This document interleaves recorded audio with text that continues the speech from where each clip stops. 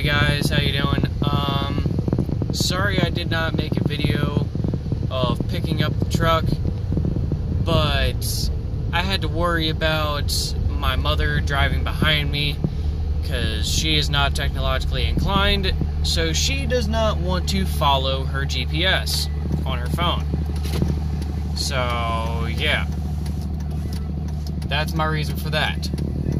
But at this moment, I can't give you a review of what went on with the truck because on my way home it was having some issues. So, and I don't know what exactly they could be. The unknown code that came up on the reader, I looked it up and it was some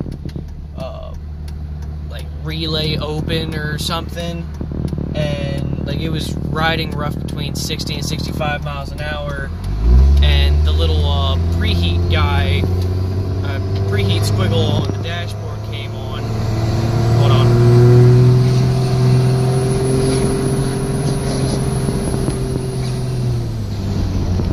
Sorry, turbo's a little loud now to talk over, or at least I think it is. I don't know how it is on your end. So, yeah. But, yeah, the little preheat loop-de-loop, if no one understands what that is, it's a little, with a diesel, you have, most of them have glow plugs instead of spark plugs.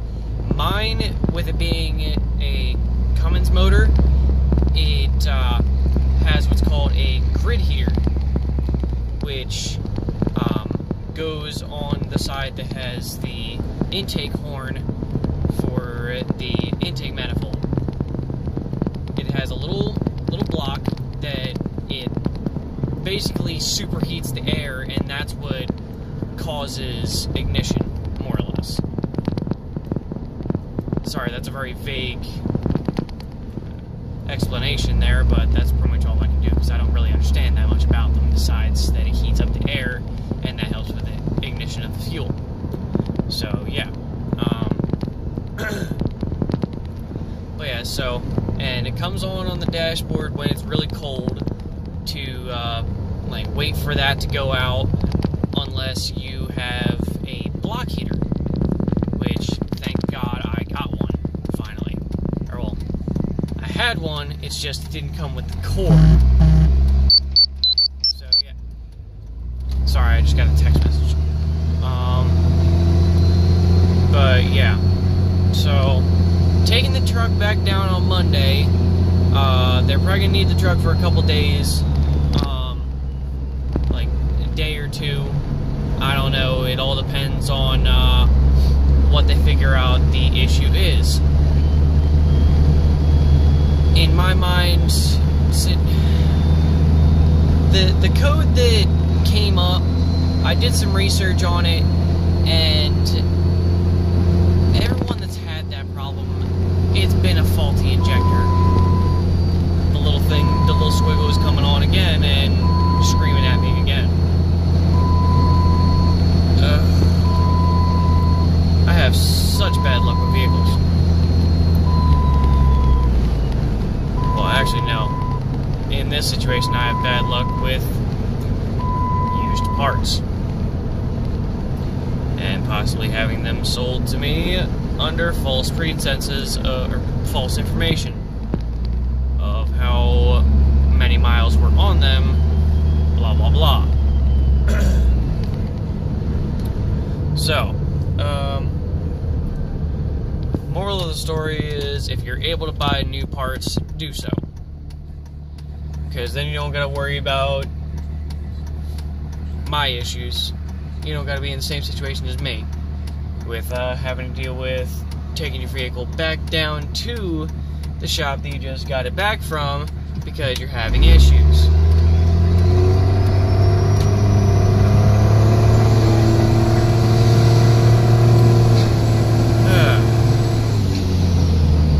But yeah, so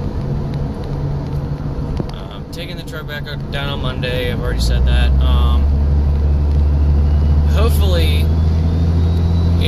not an injector issue and it's just a tuning issue with all that stuff, because I've only got a pre-programmed tuner from Smarty, so I'm assuming, I'm kind of hoping that that's the issue and that it's not a bad injector, because if it just needs a custom tune, then that's like $1,700 altogether, instead of $4,000 for new injectors.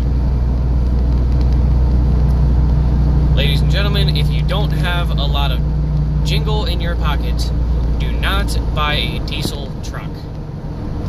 These things are expensive and are only basically for rich people, if you plan on modifying them. And if you are not a rich person, then definitely do not buy a new one. My injectors for stock ones are about $3,000, and for a brand new truck, it's about $2,500 a piece, and there's 6 of them. So yeah, you do the math. Then you have to have somebody install them if you're not mechanically inclined. Or, well, yeah, if you're not a mechanic, then you have to pay for somebody to put them in. And there's more money right there. Yeah.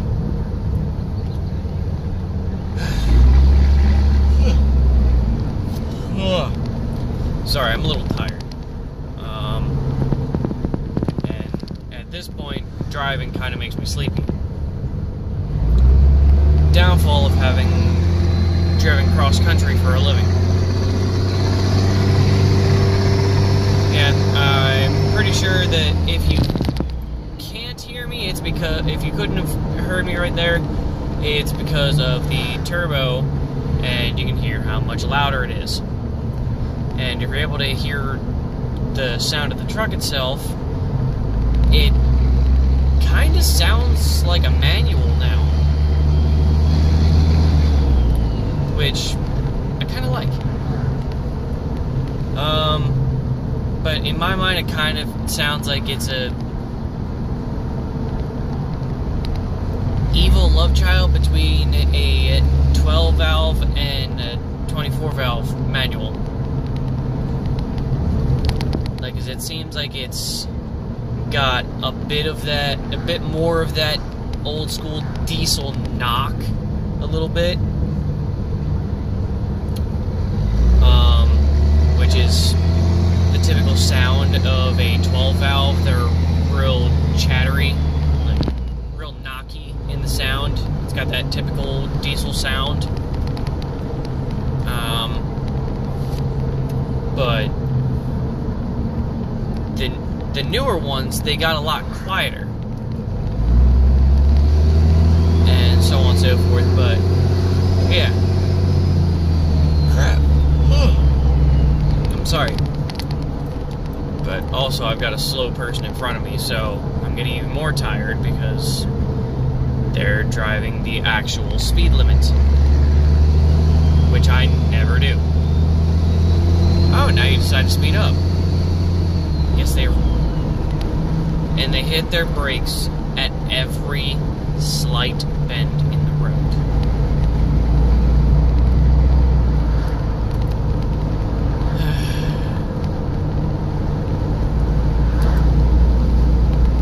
I feel like I'm just rambling here, but yeah.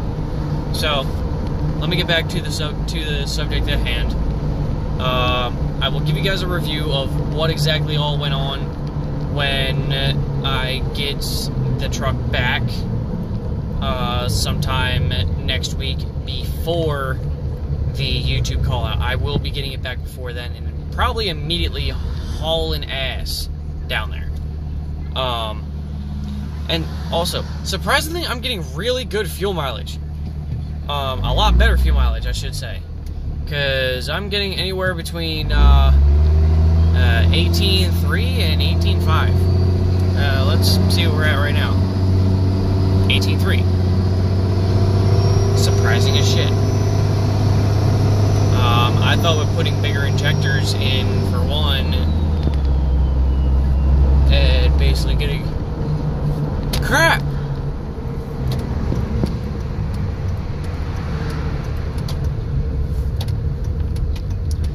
With getting bigger injectors and bigger turbo, that I was going to drop fuel mileage because I'm getting a lot more horsepower.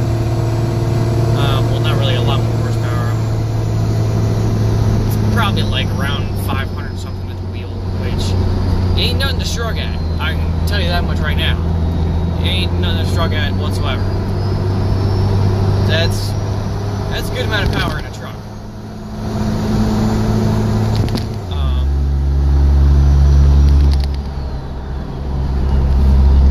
And yeah, when it gets up into overdrive, you had better be up into high mile per hour range. You had better be up into high mile per hour range, or you're just going to be pissing off everybody behind you.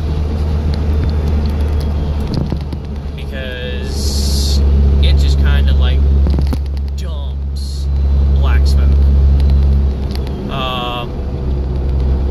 Yeah. But